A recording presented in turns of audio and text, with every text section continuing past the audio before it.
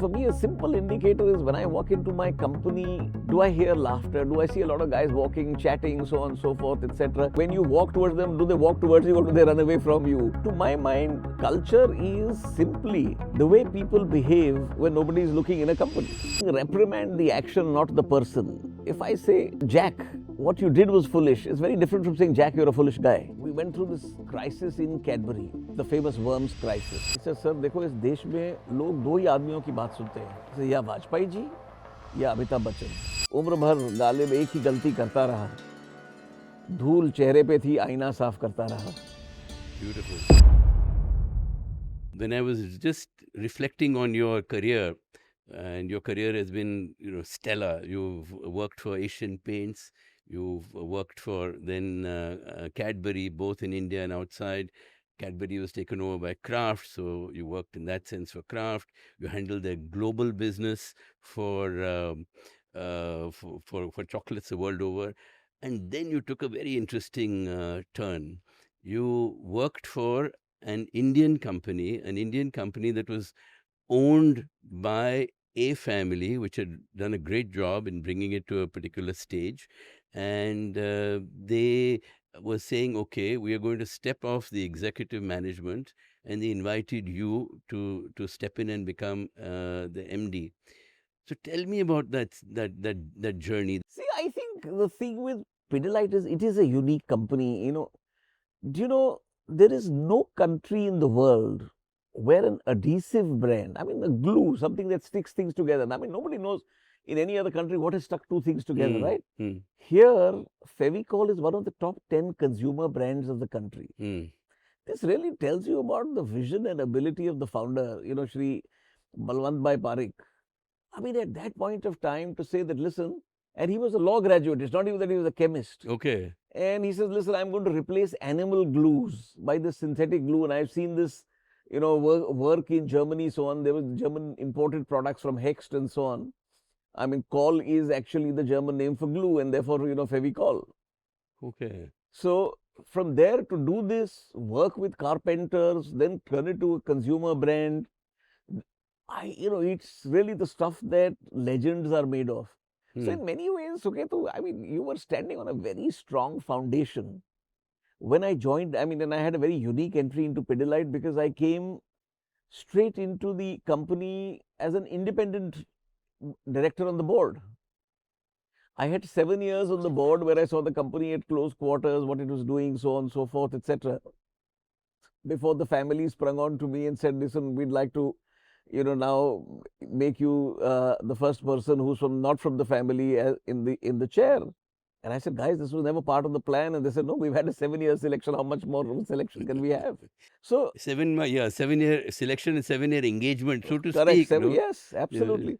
And I must tell you, it was like still when I took the decision, hey, I'm one of those fellows who's, fortunately, my wife and me both are India lovers. We were very clear while we were living abroad, etc., that we were going to come back to India.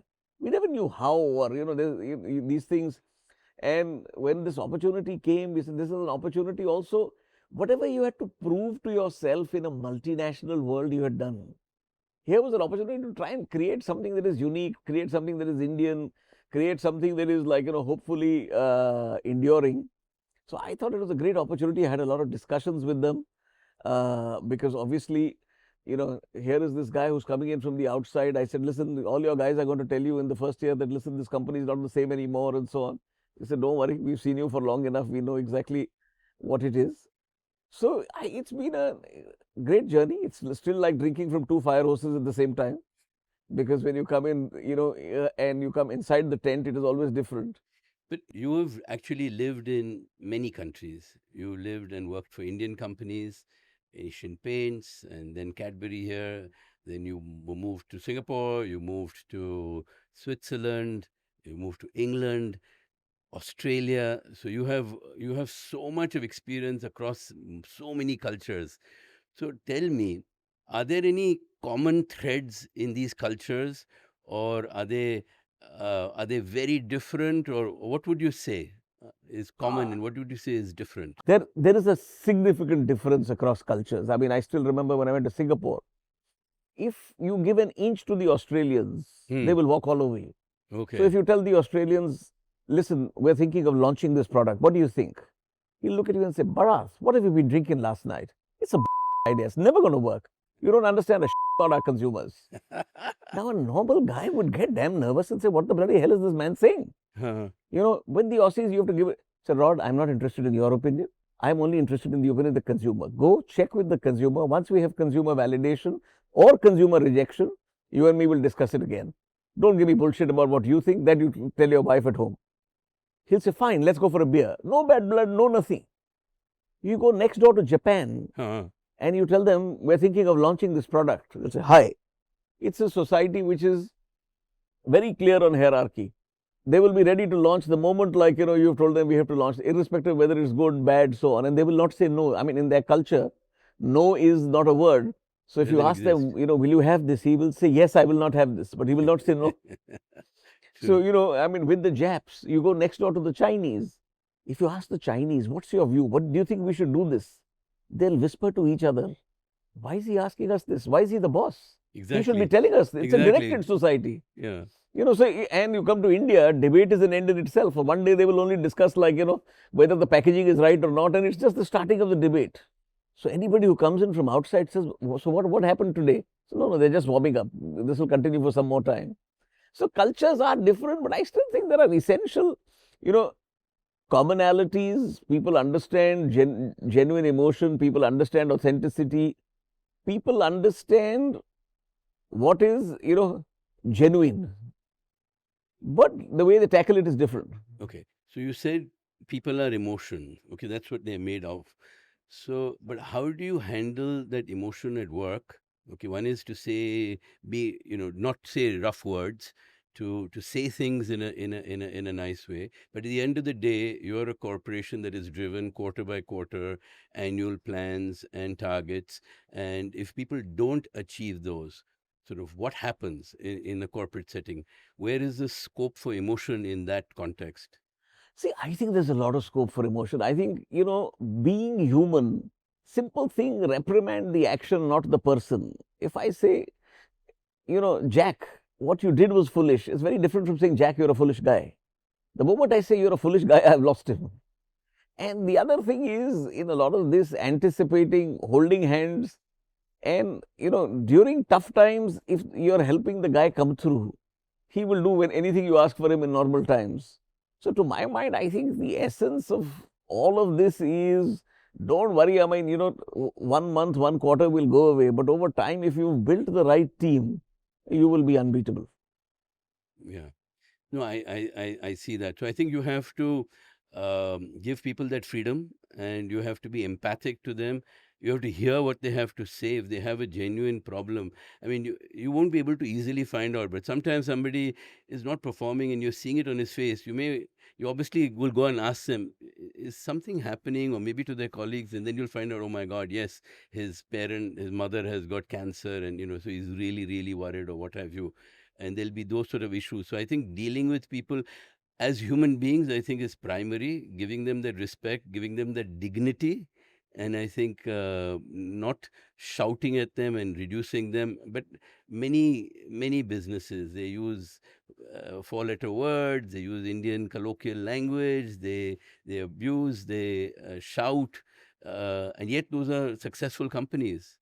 How does it It is work? sad. I mean, it's like, coming from an armed forces background, my dad was in the army, he fought the wars, and he always told me one simple thing. He said, anger is the biggest sign of weakness. He said, I want my enemy to get angry because then I know what he's going to do. Right? Yeah, And to you my got mind, to I, lose I, focus. I think it is really, a boss of mine once used to always say, situate your anger. Don't really get angry. Okay. To my mind, over a period of time, these behaviors may serve you in the short term. After some time, when you look behind, there's nobody following you. And you have to understand that, listen, in a team, one guy is not going to take all the wickets, he's not going to make all the runs, and he's not going to do everything. You have to form a team, and in a team, if people, I mean, you have to give them freedom within a framework, you have to give them clarity on what you expect from them, what you don't expect from them, but you also have to give them an environment that when they fall on a soft mattress. Not Yeah. when they fall that, you stand over and crow and say, oh, look at this guy, now let me make him grovel a little more.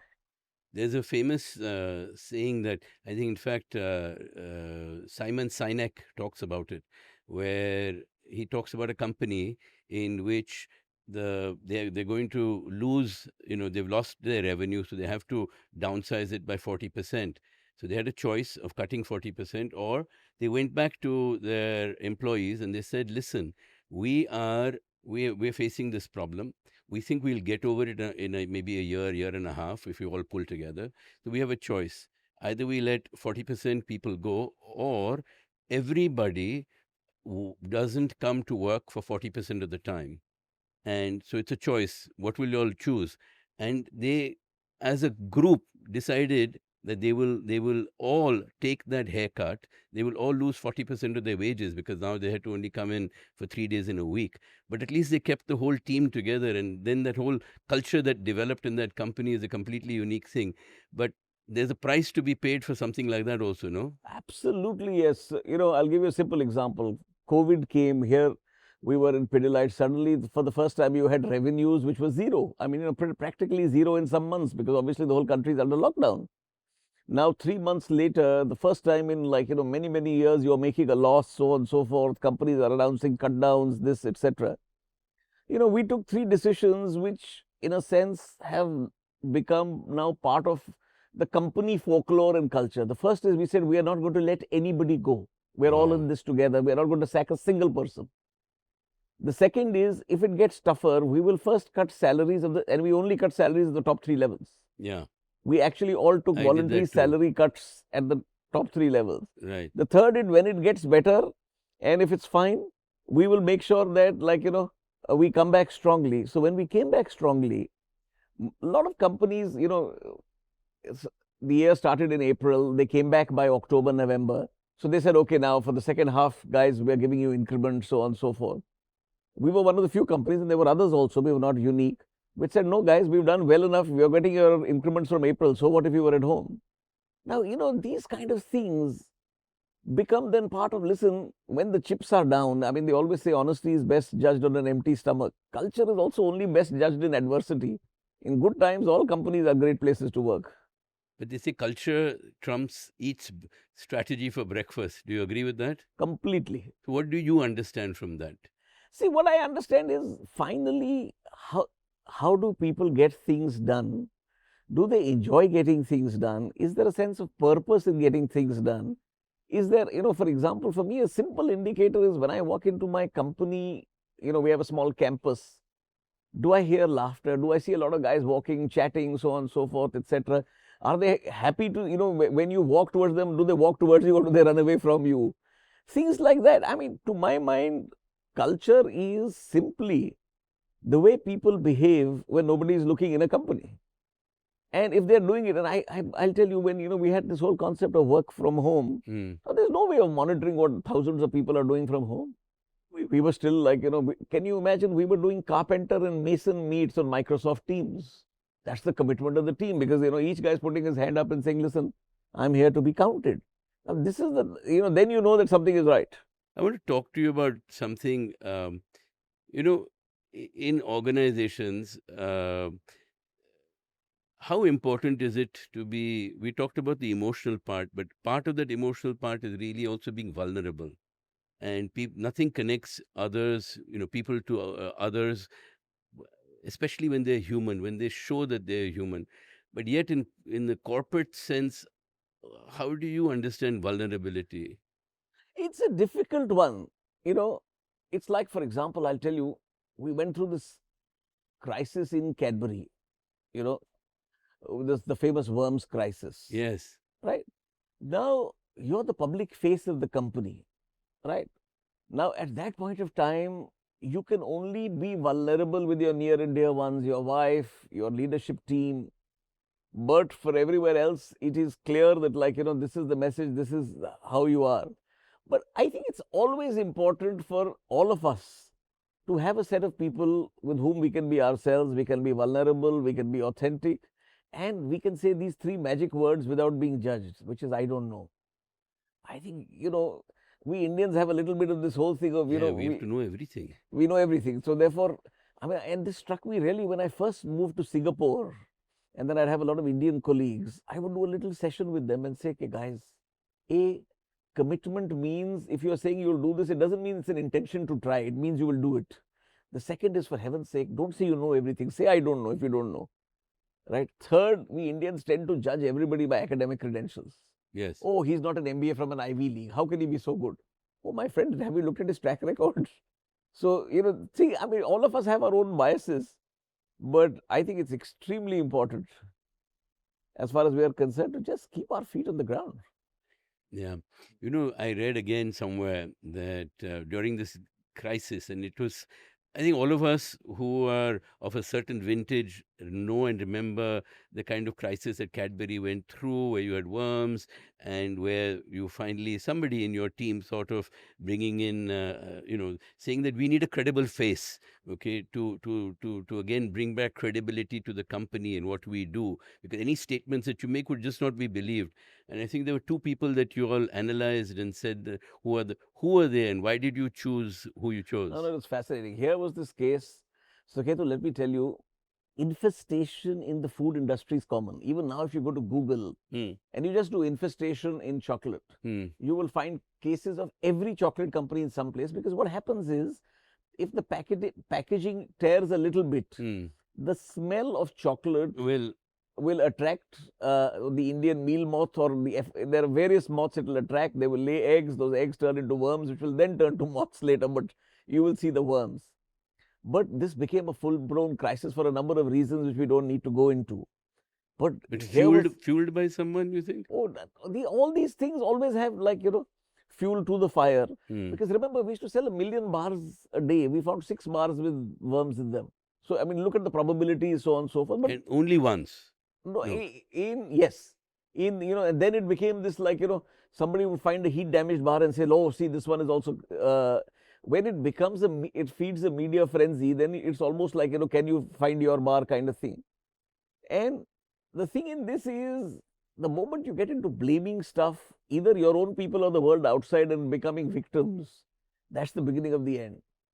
So we just got together as a team and said 3 simple things.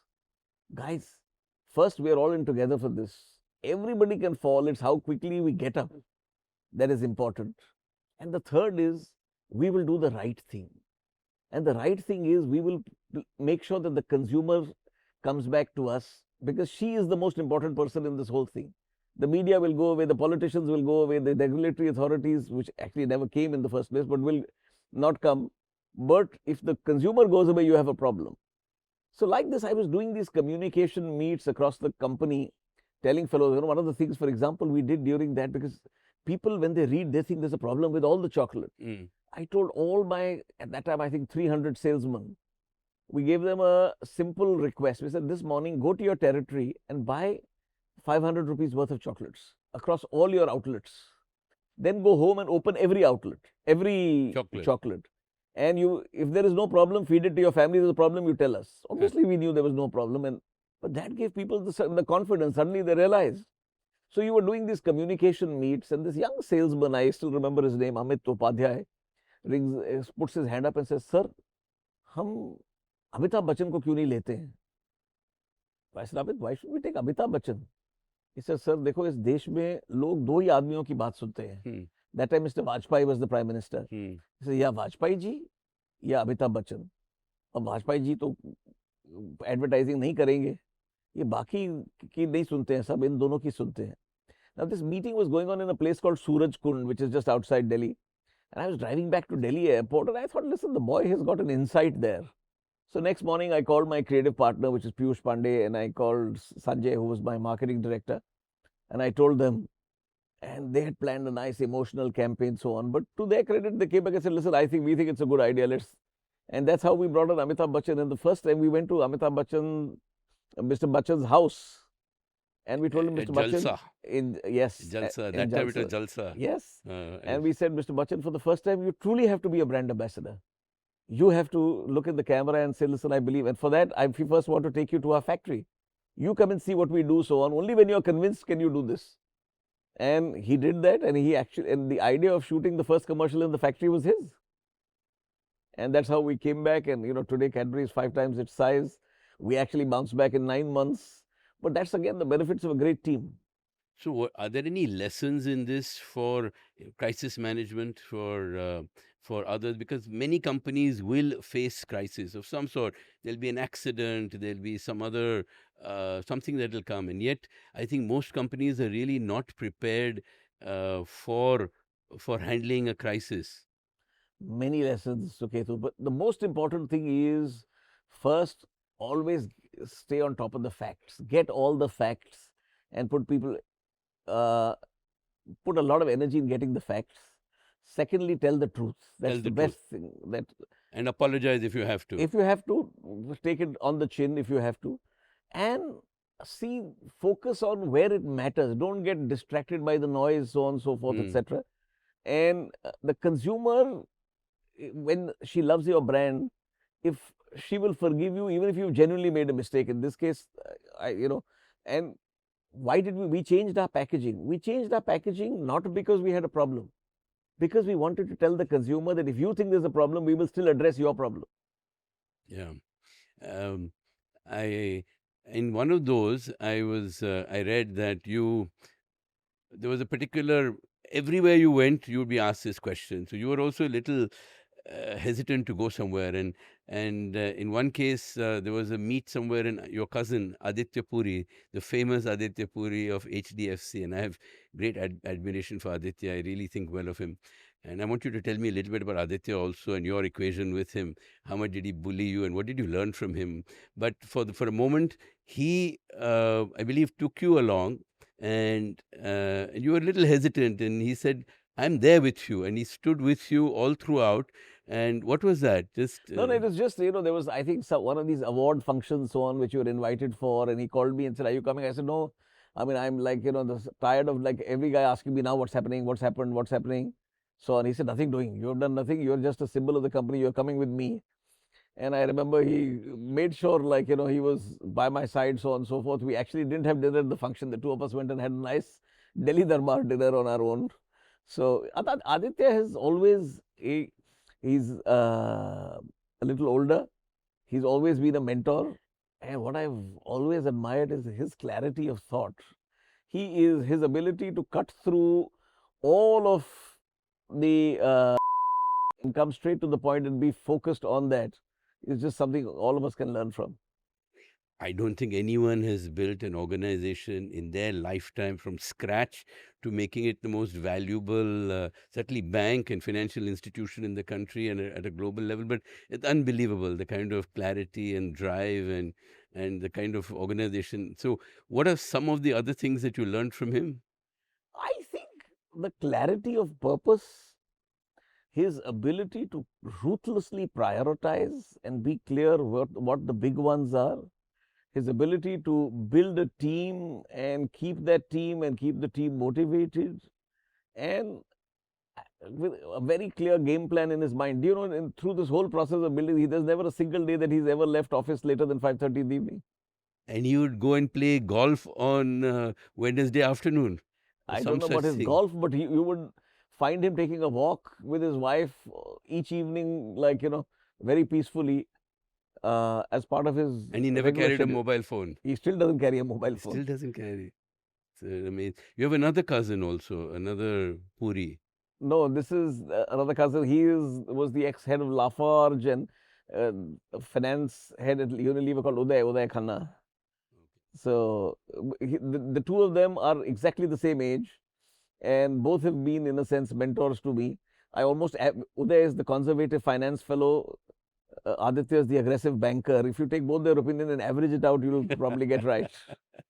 So you talk about mentoring, and you've spoken about it a fair amount between mentoring and apprenticeship. What is mentoring and what is apprenticeship? See, in my view, mentoring is always based on the pull model. You can't Okay. push mentoring. I can't come and tell you, Suketu, I am going to be your mentor. Fellows will automatically seek you out if they find a value. And to my mind, Mentoring is about largely just showing a mirror to fellows and largely just gently, you know, giving them a perspective which at times they're not seeing. Apprenticeship is actually training fellows. It's like, an apprenticeship is an internship where you're training somebody for the next job. So it's a far more Rigorous. rigorous, far more hands-on, and far more structured. Yeah. So, but somebody has to ask you that I want you to mentor me. Even if they don't ask you over time, if they keep seeking you out, so and so, without saying that, Yeah. you will end up, Yeah. because they value your opinion. They know that if they want to take, I have a whole set of colleagues who will, like, suddenly out of the blue, I will get this phone call, and Alka will say, "Oh, now I know he's gone for half an hour," because half an hour there will be some advice given to somebody whom I've not spoken to in years, but they just have this faith that they will get the right opinion. Yeah, I actually found I've also mentored people, and I found I actually learned much more than I assumed that they learned something. But mentoring is a process where you actually learn so much, and so I've really enjoyed that. As I'm sure that you mentored so Abs- many people in your career. Absolutely, yes. I mean, and not it also not only teaches you a lot of stuff, it gives you perspective from very many different angles. It also just tells you about yourself and your own beliefs, and, like, at times, you keep questioning your own beliefs at times. Yeah, tell me, do you feel that in your life you've made mistakes which I wouldn't say you one is regretted, but which you feel that I should have done this differently, or I could have done this, I should have Many done this. times, Suketu, many times. I mean, if we believe we've not made mistakes, then there's something. I mean, through my career, I've, like, made, and, I'm Share like, for example, something. I'll give a lot of fellows will keep telling you, look at the marketing and the advertising, so on and so forth. I think it's more the gray in my hair than anything. I have now received two of these Hall of Fame marketing awards. Like, I've been inducted into this. But I can tell you, I've made some advertising with my partners, which are pure lemons, which have never seen the light of the day. But as long as you've learned from it, you've moved on, you've taken it on the chin. I mean, you have to have if you're not going to risk, as, if you don't see, as my father would say, if you don't see a bullet fired in anger, you'll never fight a war. So, I mean, I can tell you, I have made mistakes at every stage of my career. And the good thing is, I hope that I have not made too many mistakes, the same mistake twice. So, what would you tell with all the experience and, if I may say, wisdom that you have now acquired and experience, let's put it that way, what would you tell yourself, say at the age of 25? What would you advise or share with some life learnings or something that you would share with Bharat Puri of 25? I, I would say two things. First, life is a test match. Don't ever get worried about. Listen, in every test match, you're going to have spells when the ball is going to hit you. You're going to have spells when the ball is going to beat you outside the off stump. Keep a straight bat and soldier on. The day, if you think that, like, I'll go and play on a different pitch, the problem is, there is this old Galib ka शेर कि उम्र भर गालिब एक ही गलती करता रहा, धूल चेहरे पे थी, आईना साफ करता रहा. Beautiful. Right? Uh, Listen, the answers lie within yourselves. Look, it's easy to externalize a lot less, internalize a lot more.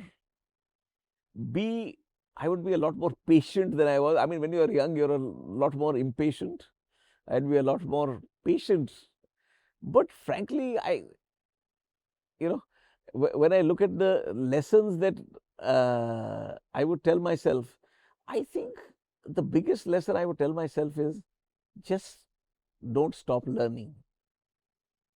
Keep Remain curious, remain a learner, and remain humble. I think yeah, if you are able to do that, life will see you through. yeah. So one of the lessons that I have learned, and which I'm learning even now, is that I'm telling myself to being open in the same dimension to receiving and giving. And I found, because I'm not sure I was always that open to receiving, because I didn't know how to accept a gift. I didn't know how to accept a compliment. And is it really, and I think that being comfortable in that and in receiving, I think it's an important learning for me, at And least. yes, that makes a lot of sense. You know. and I think I'm becoming richer and richer by just that openness that I'm right now experiencing. And I think I would also tell my younger self to listen a lot more and introspect a lot more. Yeah. You learn much later in life that there's a lot of value in listening a lot more and introspecting a lot more. And when you are young, you're too excited and you're, Yeah, and you want to just prove your yes, point and show that you have scored and you're the only one. But I think, yeah. So I think I would actually advise, if I was to advise my younger self, I'd say, just be loving, be caring, uh, be mindful of what you're doing. Ask that question also, why am I doing what I'm doing? We don't actually ask that question. You just we a lot of the time we just do things. And I think that mindfulness is that, and I think one can practice it even at a younger age. You don't have to wait till 50, 60, 70 to learn that you need to be present, and you can and need to be mindful of who you are and what you are at a much earlier age. I would fully agree. Yeah.